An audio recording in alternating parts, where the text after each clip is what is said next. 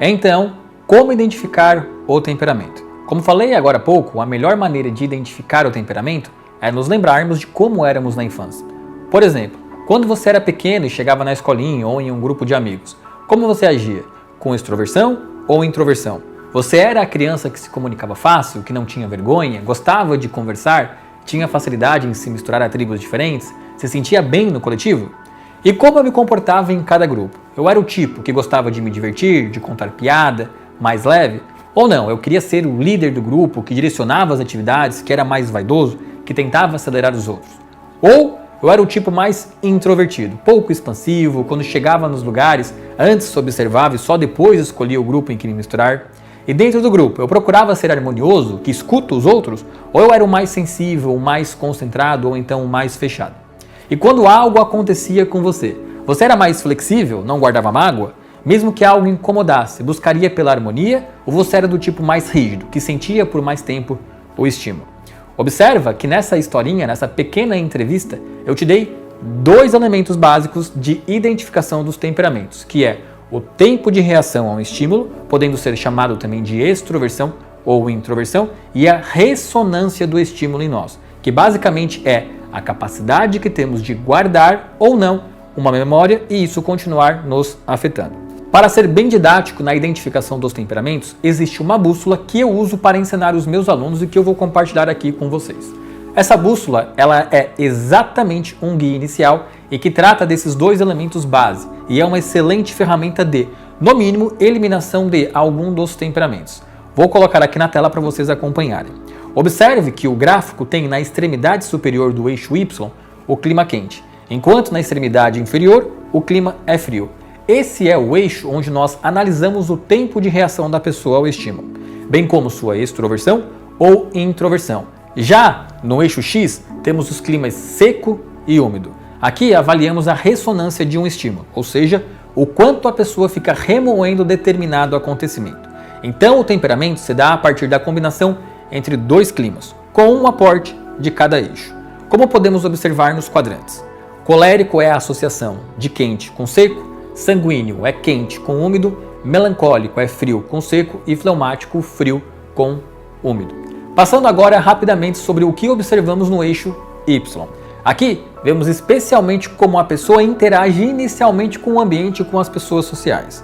Então, se você é de temperamento com o componente clima quente, você tende a ser uma criança mais expansiva, mais extrovertida, mais comunicativa, mais ativa e mais sociável, que muitas vezes é mais reativa. Que você, como pai, às vezes precisa o tempo todo estar chamando a atenção dela, pedindo para que ela volte para próximo de você, pedindo para ela tomar cuidado para não se machucar, para não cair e para não tropeçar. São as pessoas que quando chegam em um ambiente social, como em uma academia, um restaurante, uma festa ou então na escola, são as que rapidamente vão para o meio do salão para procurar conhecidos, cumprimentar pessoas e conversar. Então, se você se enxerga com essa aptidão pela extroversão, pela sociabilidade, então você com certeza tem um elemento de clima quente em você, sendo o colérico ou então o sanguíneo.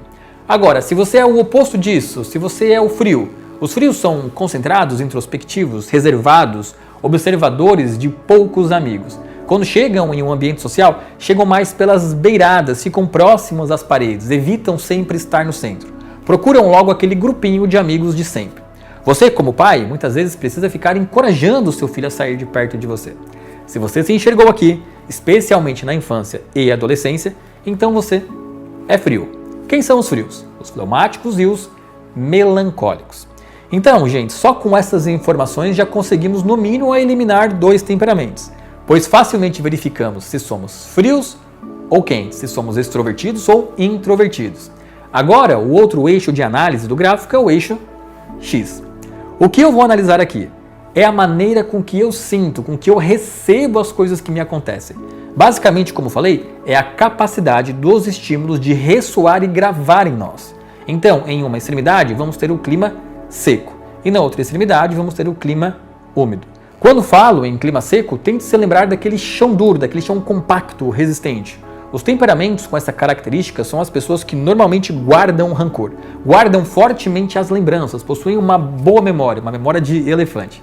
Lembram das coisas com muita facilidade. Se um dia você discutir com um temperamento com essa característica de clima seco aguente. Ele vai olhar para você e vai dizer: eu me lembro que no dia 18 de setembro de 2024, você estava com uma blusa azul e me falou isso, isso e aquilo.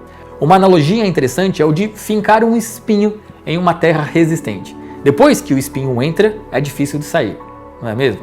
Então aqui, no clima seco, temos uma forte ressonância. Os estímulos permanecem na pessoa por muito tempo. Já se você é úmido, você conserva a característica dos elementos da natureza água e ar. Isso quer dizer que os estímulos em você possuem pouca ressonância. Assim como o vento e as correntezas, os estímulos que chegam a você são carregados para longe, para distante. Experimente jogar uma folha de árvore ao vento ou então em um rio. O que acontece? Elas serão carregadas para longe do ponto de partida. E assim é você. Guarda pouco rancor, procura esquecer os problemas, carrega pouca raiva dos outros, normalmente possui uma necessidade de constante elogio, pois as coisas não fixam em você. Quando algo fica gravado em sua mente é porque de fato aquilo foi muito relevante, muito impactante. Na maior parte do tempo, a memória não é um ponto forte. Costumam ser distraídos. Você leva uma pessoa de clima úmido para jantar, para passear, e ela nem lembra direito se já esteve naquele lugar antes. Então, resumidamente, essas são as principais características do eixo Y e do eixo X. Agora, quando somamos dois climas, formamos então um temperamento.